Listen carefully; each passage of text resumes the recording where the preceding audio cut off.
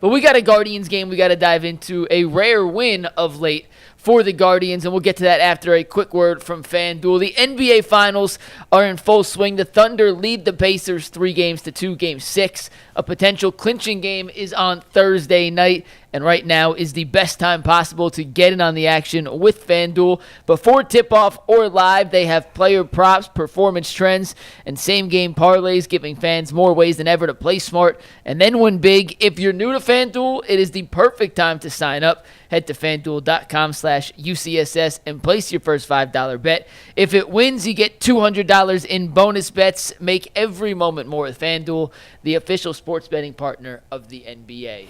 Was I the only one that made it up to the end of this game? Did you make it, Jason? Dustin, did you make it up to the end of the game? Yeah, I made it to the end. No, I actually, because of your negativity, bet on him. Oh, good. I did. Good. Because you were like such a negative Nancy. Like, you guys think that I don't like see those chats? Yeah. Because I don't respond like ever. Yeah. But I check in. All right. And I saw your negativity last night. Yeah. I'm like, we were killing this is a good opportunity. We were killing them last night. To snag the Guardians, and I did at plus 140. And I figured they'd be a big favorite on the road. Well, Robbie when it was pitching. it was 2-2. Yeah.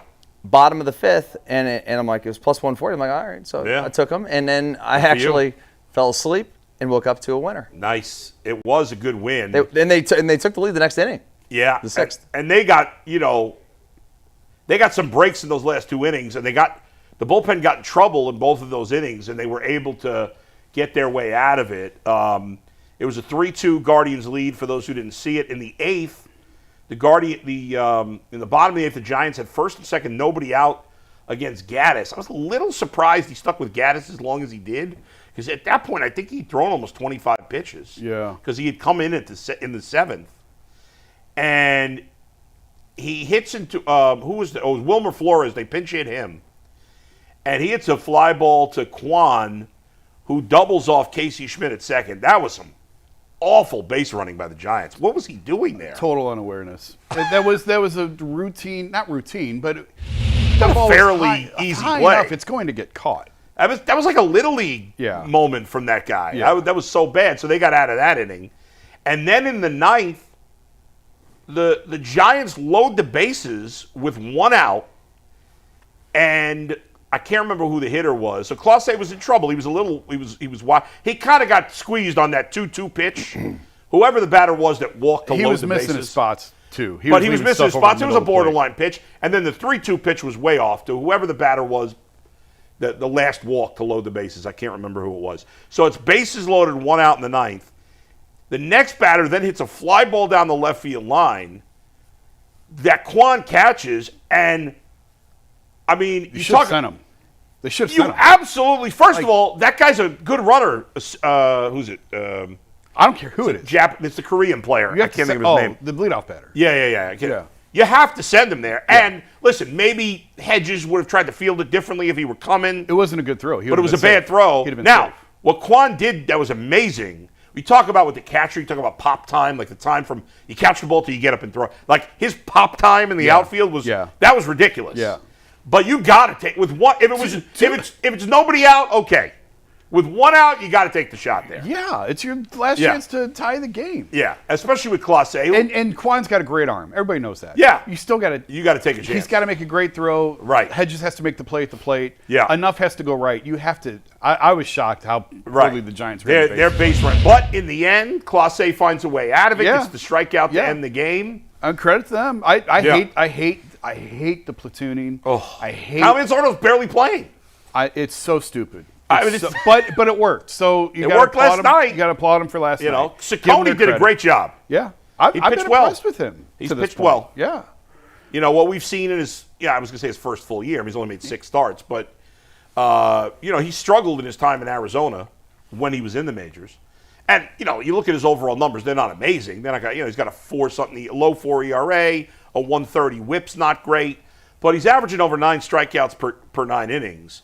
Which is a positive, and 34-11. Again, the whip's not great. You want to knock that down, but still. Hey, he just got in the lab, into the Guardians' lab of pitching. He's given them more than I thought he would already. Yeah, I wasn't expecting anything from him this year. And I'll be curious. the timing on Cantillo going down, I thought that they would stretch him out and bring him right back up for Logan Allen. Right. But now you got Bieber coming back in a couple weeks, so they're going to have some decisions to make on the rotation. Well, I mean, are we sure Bieber's coming back in a couple of weeks? Yeah. I mean, a couple of weeks seems a little. I mean, do you expect him to be ready to go, like out the gate? A month. Yeah. A month. Okay. 3 to 4 weeks. All right, fair enough. I mean, not 2 weeks. Probably 3 to 4. Yeah. Right after the All-Star break, hopefully. Yeah, middle of July, I think is realistic for him. So, I don't think Cantillo's in the starting mix right now. Now, injuries always pop up, so Right. you never know. But Right. And they've actually been, pretty healthy in the rotation. They have. They've been pretty the bullpen, they've had some guys that have been banged up, but for the most part, they've been a healthy team. They've most years relatively been a healthy team for whatever reason. So they go back over 500. Obviously, the division, there's almost no chance of winning the division. They're still in the wild card mix. And listen, I'm not changing what I said yesterday. I think they're going to be under 500 at the All-Star break. And I don't like where the team is at overall. But for as good as Slade Cicconi's been, somebody was like, well, hey, listen, you complained about Josh Naylor getting traded, but they got Slade Ciccone. Well, pitching's never been a problem, Jason. They've always been able to develop pitching. They can't develop hitting. So if you're going to trade Josh Naylor for a pitcher, okay, Ciccone's been good, might turn out to be really good. But we've seen a million good pitchers on the Guardians in recent years, but they can't develop hitting. No, I know. And that's ultimately a problem. But I also think that this is, these things come in waves, and I think internally they were at a little bit of a low point with some of the pitching. I agree. I think they needed to add a couple arms like Luis Ortiz and Ciccone that they added in the offseason, because after Williams and Bybee come through, I think it's a little bit of time now before the next wave of guys comes. So, now, yes, they need to do a better job, obviously, developing hitters in this lineup. It's so hard. It's just hard to watch some of these games, man. Oh. It's just right now their pitching's good, but it's not good enough to overcome their offense most nights. Well, yeah, you got to score more than 2 runs a game. Yeah. I mean, that shouldn't be so hard. I mean, golly. Yeah. So I don't know. As a casual fan, Dustin, do you find the Guardians interesting to watch at all? No. In fact, they're like, I'll look at the pitching matchups and I'm like, who are these guys? Some of them. Like, because I've never heard of them. I'm not a dire baseball guy, so I'm not going to pretend like I'm a phony. I do like watching the Guardians. They're my local team. Yeah. I bet on them, so they're fun to watch. But they're not fun to watch. Yeah. They're fun to watch when they win, but right now it's not fun at all. Last night was fun. I was thinking during the game, and I know you doubled last night, this may be stupid. And tell me if it is. Like, I really don't know. Yeah. Would you consider sending David Fry to AAA? Yeah, absolutely. Just because he's got options left. Yeah. He's a right-handed and he's DH. taking away at bats from Manzardo. He's just a DH. All he is a right-handed DH. Get him ready to go. Right now. Yeah. Like, love you, David. Great job last year. Yeah. I just think it's worth considering. Yeah. Sending him to Columbus, let him DH down there until he can actually help you in the field. They have 4 guys who should be in Columbus on the roster, maybe 5. I don't know. I mean, let's face it. Outside of the first half of last year, David Fry's just been a guy in baseball. And he wasn't a big prospect. I mean, no, he wasn't. But, I mean, he had a couple big postseason moments. Oh, yeah. He was great in the postseason, but so was Brian Rocchio. Yeah. I mean, he was literally a player to be named, right? Like, wasn't he, when they acquired him? They got him from Milwaukee. I don't remember the trade. That doesn't mean you're not a good player. I mean, Michael Brantley was a player to be named later in the Sabathia trade. Sometimes a player to be named later doesn't mean he's not a good player. It just, in a lot of cases, it means we're still negotiating over the last guy, and let's figure it out after the rest of the trade plays itself out a little bit. I think Shane Baz was a player to be named later. Yeah, there's a lot of good players. He was traded for J.C. Mejia, by the way. Yeah, the reliever. Yeah, that's right. To Milwaukee. Yeah. Correct. Yeah. Right. And he's done nothing, so. No, it's a good trade. There's just such a bottleneck right now. I don't understand. Kyle Manzardo was your best prospect. He was He actually can hit lefties. He was your second. He's your second best power hitter. He hit lefties early. Those numbers, obviously, the batting average is not good. The OPS is just average. The home runs and ribbies are okay. But he's not playing every day. He's not playing. This guy is supposed to be your future. Why?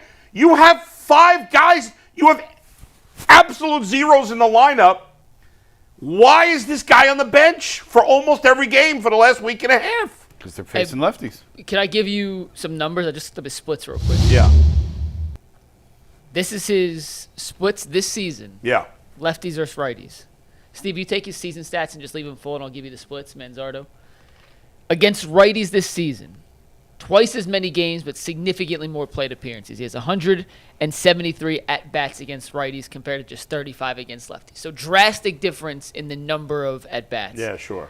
But against righties, he has a 202 batting average, a 376 slug, and a 658 OPS. So significantly lower than here. Against lefties, he's hitting 229 with a 657 slug and a 974 OPS. Yeah, I mean, I don't know. So why is he sitting against lefties? I don't. To get David Fry in the lineup. And just, I mean, this is crazy. Of all the things, like, I don't know what Vogt's doing here. Maybe this is the front office telling him to do that. I don't know. The guy is your best prospect. He's on the team. He had a decent amount of success the first 2 months of the year, first 6 weeks. Why is he relegated to bench duty for David Fry, who can't hit? I got Angel Martinez, who hasn't done a thing in a month. I know Arias had a nice game yesterday, but he hasn't done anything for a month. You get absolutely nothing out of right field. This is crazy. Yeah. Nothing out of center field. Part of it is Nolan Jones is out of options, and he's actually starting to hit the ball a little bit better lately. I just feel like they can't get the right combination of right-left balance. DeLauder's a lefty. You know, like if you bring him up, okay, because I kind of thought that no information on this, just kind of watching them. I wonder if because I said the other day, this team needs a jolt of some kind, and maybe bringing Chase DeLauder up while he's healthy and hitting and playing well is the jolt. But he's another lefty, so what are you gonna do? Here's absolutely what I would do right now, and Zach and I are in agreement on this. We talked about this on the Guardian Show Monday. I'm trading Carlos Santana. I know I'm not going to get much. I said that a month ago. Yeah, trade him. Well, I did too. Yeah. We were agreement on that. Let's do it. We're trading Carlos Santana, getting whatever. And he's actually one of their few productive hitters right now. Yeah, but right. Productive. Look how productive. No, right? I get what you're saying. Yes. The last month he's been better. Yes, he's been better. He leads the team in RBIs for what it's worth. Which is pathetic. That 35 RBIs at just about the halfway point of the season leads the team. That's insane. So I would trade Santana. I'd send Fry to the minors. I'd send what's his name? The kid, the other outfielder that's playing right now. They just called up recently. Oh, Rodriguez. I'd send Rodriguez to the minors. Okay. Here and what I'm doing is I'm playing a combination of Nolan Jones and Lane Thomas in center field. I'm putting DeLauder in right. I'm putting Kafis at DH, and I'm putting Manzardo at first base. And DeLauder, Manzardo, and Kafis. And Quan and Ramirez, they're playing every day. Yeah. And then I'll play Schneemann at second base, fine for now. And, shorts. I'd even call up Rocchio again, give him another shot. Can I ask you guys a question real quick to all three of you guys, really? Jason mentioned having too many lefty, but they can't find the right mix of lefties, righties. Yeah. At this point, wouldn't you rather just have good hitters in the lineup? That's all that matters. Does it really matter lefty, righty if some of these guys can't hit? No. Baseball's become, and it goes back to the story I wrote last year on the death of the switch hitter. I'm just fascinated by it. The guys just don't switch hit anymore, especially Americans. American-born players don't switch hit. They do in Latin America. The fathers and the households make the kids switch hit at an early age. But we have become, in this country, so platoon happy with right, left, and it's so much more. Well, there's too much in youth baseball. It's too much about winning and not enough about developing. And I talked to Scott Service about that, the old Mariners manager, who said parents are spending thousands and thousands and thousands of dollars for their kids to get scholarships, and they send them to these academies and these tryouts. Why would you put them in a position to fail? And if you switch hit, you're going to fail. Yeah. But like you go back to the '80s, everybody switch hit. A lot of kids, a lot of players. Every like non-slugger pitch hit. Switch hit. So the fact that the decline in switch hitters now in baseball and the rise of this platoon thing and always trying to get the platoon advantage. Yeah. I don't understand. Sometimes it works. Yes. Sometimes I get it. But if you have really good players, I want really good players on the field. I said it last week when we had Mike Hargrove on the show. Hargrove in the 90s was famous for saying everyday players are everyday players for a reason. Because they're the best players. I know. And he still feels that way. Now, he's very old school, but when we had him on the show, I wanted to ask him about that because these platoons are so heavy now and so popular. And Mike's like, no, I still feel the same way. Regulars are regulars for a reason. Yeah. Why are you taking better players out of the lineup to put lesser players in? I get like left on left and right on right. I get it. I just don't agree with it all the time. I hate the left on left, right on right. Again, you want to sit a guy who struggles against lefties against the Tarek Skubal, the best lefty. Fine, I'll live with that. Yeah. But it can't be in every lefty because how many are really that good? Especially younger guys earlier in their career. I know. I mean, look at you and I went round and round about Josh Naylor. Yeah. And by God, he figured it out because you gave him an opportunity to hit lefties. But it did take him forever. It did because they weren't giving him an opportunity originally, and now. I don't know his numbers this year. I don't know his splits. I know he's having a solid year, not an amazing year, but solid year. But Manzardo can hit lefties. Yes. And you're sitting him for a right-handed DH who's hitting 136. It's just nuts. You want Josh Naylor's splits this year? Sure. Yeah, sure. Against lefties this season, he has 82 at-bats. He's hitting 232 with a 605 OPS. Compared to against righties, he's hitting 333 with a 927 OPS. Not great. Last year, he came around and did much better against lefties. Yeah. But he's a good enough player. They'll play him every day. Because he's a good player. Yeah. Last year against lefties, much closer, 715 OPS to 800 OPS. Cubs play the same lineup every day. Every day. Except for catcher. If there's one spot where you want to platoon guys where you have a lefty maybe who plays every day who really struggles against left-handers, and who was the right-handed hitter? Brandon Guyer. Yes. How did you know that? I was going to say the guy who got hit all the time. Yeah. Brandon Guyer absolutely mashed lefties. Yes. If you have a situation like that and you want to platoon one spot, okay, but fine. at that time, I believe, if I remember correctly, that was the only platoon they had. Yes. And that's fine. One is fine.